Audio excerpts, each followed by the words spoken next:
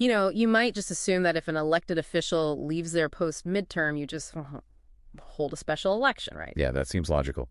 But in Indonesia, it's actually quite different. The way they replace members in their legislative bodies, like the DPR nationally or the local DPRD, it's surprisingly detailed. Exactly. It's all laid out in specific regulations, and that's what we're diving into today. We're looking at this process called Penggantian Antarwaktu, or PAW for short.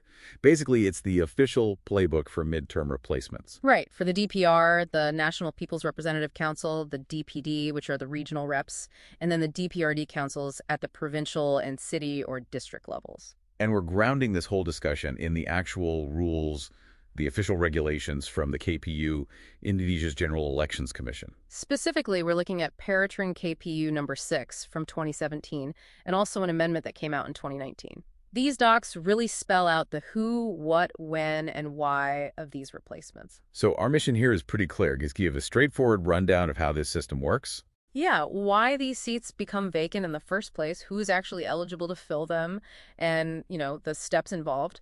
Think of it as your shortcut to understanding this pretty important piece of Indonesian governance. Okay, so let's kick off with the why. What makes a member of the DPR, DPD, or DPRD leave office before their term is actually up? Passel 5 of the regulations gives us the main reasons. Well, the first one is, sadly, unavoidable sometimes if the member passes away. Right, death is one reason. Then there's resignation. And that can be just, a personal decision. I quit. It can be voluntary, yes. But there's a specific type of resignation, too. If a sitting member decides they want to run for an executive role like governor or regent or mayor, they have to resign their legislative seat first. Ah, okay. So you can't hold both positions or even run for one while holding the other. Makes sense. Exactly. Then we get into dismissal, Deborah. And this covers quite a few scenarios. Like what? Well, for instance, if a member just can't perform their duties for 3 months straight and they don't have a valid reason. 3 months is a fair amount of time. It is. Also, violating their official oath or pledge or breaking the ethics codes for their council. Those codes are pretty important for maintaining public trust. So performance and ethics are covered. What else counts as grounds for dismissal? Getting convicted of a serious crime. Specifically, one that carries a prison sentence of 5 years or more. Okay, that's pretty serious. Definitely. And for the DPRD members, the provincial and local ones, there's another trigger. Absenteeism. If they miss 6 consecutive plenary sessions or committee meetings without a valid excuse. 6 in a row. Wow. Yeah, that can lead to dismissal, too. Really emphasizes that they expect people to show up and participate, especially at the local level. No kidding. Anything else? Yes, a few more.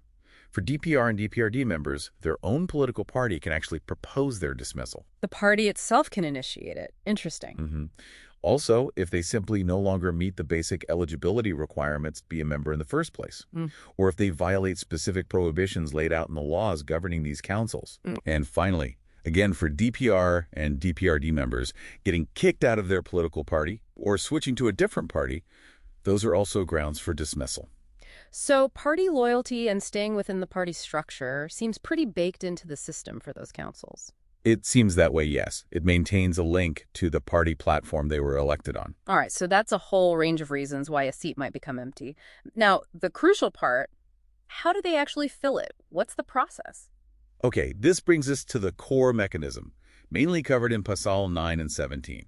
The main principle is pretty straightforward. Which is? The seat usually goes to the next candidate who is on the same party's list, in the same electoral district of the PAW, and who got the next highest number of votes in the last election.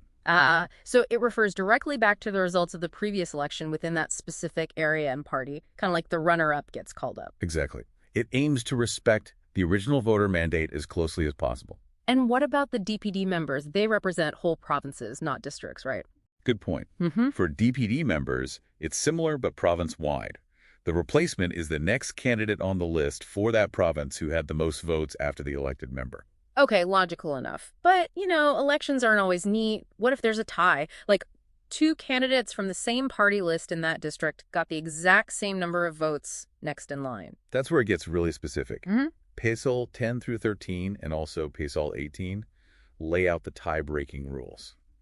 And it's all based on geography. Geography, how does that work? They look at the spread of the votes. First, they see which tied candidate got votes across a wider range of districts or cities within that electoral district. So breadth of support matters more than just the total number if there's a tie. Precisely.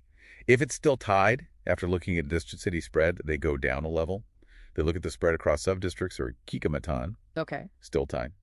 They go down again to the village or ward level desa or Kelurahan. Wow, they really drill down. And if, somehow, it's still a tie after all that, the final tiebreaker is looking at whose votes were spread across more individual polling stations, the TPSs. Goodness, that's incredibly detailed. They must really want to avoid any ambiguity. It seems so. And it's worth noting, the exact order they check these levels can vary slightly depending on whether it's for the DPR, the provincial DPRD, or the local DPRD. Like for local DPRD, they start with the sub-district spread first. Fascinating level of granularity. Okay, but what if the person who should be next based on votes? Well, what if they can't take the seat? Maybe they've passed away since the election or they've taken another job. Right, that happens. PASL 9 and 17 cover this too. It's basically a cascade. A cascade. Yeah. If the candidate with the next highest votes is deceased or has resigned or is ineligible for some other reason, maybe they ran for mayor themselves or joined the civil service, then they just move to the next person on that same party list with the most votes. And they keep going down the list until they find someone who got votes and is actually eligible and available. Exactly that. The party's original candidate list from the election acts like a ranking or a substitute bench, provided the people on it are still qualified. Okay, so the list is key. But you mentioned earlier there were some special cases, particularly for the DPRD replacements. Yes, PESL 14 to 16 deal with situations where maybe for a smaller party or in a specific district, there just aren't any eligible candidates left on the list within that same electoral district. So the list runs out for that specific DPIL. What then? Does the seat stay empty? No, they have a plan B. In that situation, they look to geographically adjacent electoral districts, but still within the same political party. Ah, they look next door, so to speak. Kind of. And when choosing from an adjacent district, they prioritize candidates from the neighboring district that has a larger population. The idea is to try and maintain some proportionality. Makes sense, trying to keep representation balanced across the wider area. And things can get even more complex if electoral districts themselves have been redrawn or split since the last election. That's called pemmican. Oh, right. Boundaries change. How do they handle that? There are specific rules for figuring out who should be the replacement for both the original parent district and the newly formed one. Generally, they try to find candidates from the original election list who resided in the specific area that now makes up the relevant district. So they try to match the replacement to the geography as it exists now, even if the lists were from before the split. That's the goal. It's about respecting the local vote as much as possible, even after administrative changes. It could be a bit of a puzzle, logistically. I can imagine. And there was another interesting addition in the 2019 amendment, in PASL 14A. It covers a really niche scenario. Go on. If, in a specific district, none of the candidates on a party's list actually got any votes in the last election, maybe a very minor party. 0 votes for anyone on the list. Okay. Okay. In that very specific case, the rule says a female candidate who had the lowest serial number on that original list gets appointed as the replacement. Huh. That is specific. Seems like they've tried to think of almost every edge case to ensure seats don't stay empty indefinitely. It certainly seems that way. Okay, so we know why people leave. And we know the general principle is next eligible person on the list. But you mentioned eligibility. Are there specific things that would make someone who is next in line by votes suddenly ineligible to be the replacement? Absolutely. PASL 19 through 21 spell these out. And yeah, a lot of them echo the reasons why the original member might have left. Like death or resignation again? Of course. If the potential replacement has passed away or resigned, they're out. But it also includes no longer meeting the fundamental requirements to have been a candidate in the first place. What kind of requirements are those? Well, things like deciding to run for one of those executive positions, governor, regent, mayor, that disqualifies them from being a legislative replacement. Right, the conflict of interest again. Exactly. Also, taking certain government jobs, military, police, civil service, or being on the board, or an employee of a state-owned or region-owned company, BUMN, BUMD. Okay, keeping legislators separate from executive or state enterprise roles. Yes, certain professions too, if they could cause conflicts, public accountants, lawyers, notaries, government procurement roles, and naturally, serving a prison sentence. And past convictions. Yes, a conviction for a crime carrying a 5-plus-year sentence can disqualify someone, although PAW 21 has some conditions, like public disclosure, for those who've served their time and want to be eligible again. I see. Transparency is key there. Very much so. And just like the reasons for dismissal, being kicked out of your political party or switching parties makes you ineligible to be a replacement from your former party's list. Got it. So the party connection remains crucial. It does. And the regulations also detail the kind of proof needed for these things. Resignation letters, court decisions, party dismissal letters, even media statements about past convictions. So lots of paperwork involved to prove eligibility or ineligibility. Who actually does all this checking? Who verifies the replacement? That critical job belongs to the KPU, the Elections Commission. The national KPU handles DPR and DPD, while the provincial or local KPU handles the DPRD replacements. Okay, the KPU is the gatekeeper. Pretty much. PAW 22 to 26 outline their verification process. They get notified by the legislative body's leadership about the vacancy. Then they have to check everything: the official notice, the original candidate lists from the election, the vote counts. Do they have a deadline for this? For the initial check, yes. PAW 22 says they have 5 working days after getting the notice to do the first round of verification and identify the likely replacement based on the vote count. 5 days. Pretty quick turnaround. It is. They document their findings. And if there's any public information suggesting the potential replacement might not be eligible, the KPU has to look into it. How do they do that? They have to seek clarification, maybe from the political party involved, from the candidate themselves, or other institutions. It shows they take public input seriously. What if it's something complicated, like an internal party fight? Say, the party claims they dismissed someone, but that person is fighting it in court. That's a major point addressed by the 2019 amendment in PAW 23.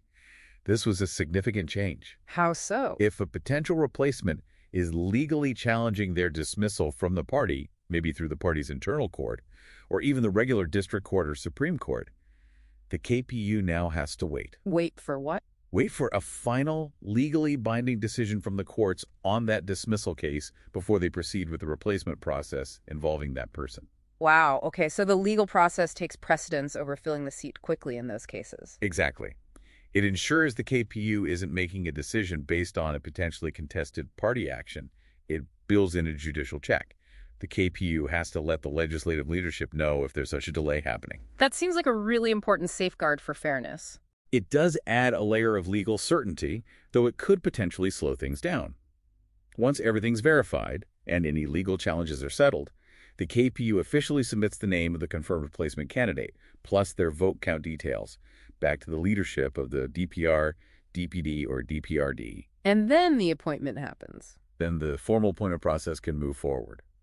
Interestingly, that 2019 amendment also removed a previous 5-day deadline for the KPU to submit the final name after verification, likely to accommodate these potential legal delays. Right, because court cases don't run on a 5-day clock. Not usually, no. And similarly, if there are wider legal disputes about the party's leadership itself, the KPU also waits for a final court decision on that. So the KPU's role is quite involved, especially navigating these party legal issues. Definitely. The regulations also touch on a few other related points. Like what? PAW 27 explains how the KPU handles situations if there's a dispute about who the legitimate leaders of a party are at the local level. Basically, they defer to the central party leadership's decision that's officially recognized by the Ministry of Law and Human Rights. So they rely on the official government recognition of party leadership. Correct. The rules also mention standardized forms are used for everything, and there's even a dedicated IT system called SIMPAW to manage the process. Try and keep it organized, I guess. Seems so. And the KPU also coordinates with the government, the president, minister of home affairs, governors, mayors, to get the final official decrees appointing the replacement members. It really is a whole system. It is. And just quickly, the regulations also had transitional clauses saying ongoing replacements would follow the new rules when they came into effect. And PAW 32 formally cancels out several older KPU regulations on the same topic, making this the current consolidated rulebook. Okay, wow. So let's try and wrap this up. We've dived pretty deep into these KPU regulations. It's clear that replacing legislators midterm in Indonesia isn't just a quick fix. Not at all. It's a really structured process, deeply rooted in the results of the last election. Yeah, with very specific rules about who's eligible based on votes, detailed tiebreakers, clear reasons for ineligibility. And the KPU plays that absolutely central role in verifying everything and, crucially now, navigating any legal challenges, especially around party membership and dismissals. That 2019 amendment seems particularly important in dealing with those party disputes legally. It really does refine the process in light of potential legal complexities. So for you listening, maybe think about the balance the system tries to strike. What kind of balance? Well, on one hand, it's trying really hard to uphold the Democratic mandate from the last election by going back to the vote counts and party lists. Right, respecting the voters' initial choices. But on the other hand, it also needs to ensure that these important legislative bodies keep functioning when vacancies pop up unexpectedly. So continuity versus direct mandate, in a way. Kind of. Yeah. What do you think are the strengths of a system like this? Maybe its stability. And what about potential weaknesses or challenges, especially in a really fast-moving political environment? It makes you reflect on how representative democracy adapts, doesn't it?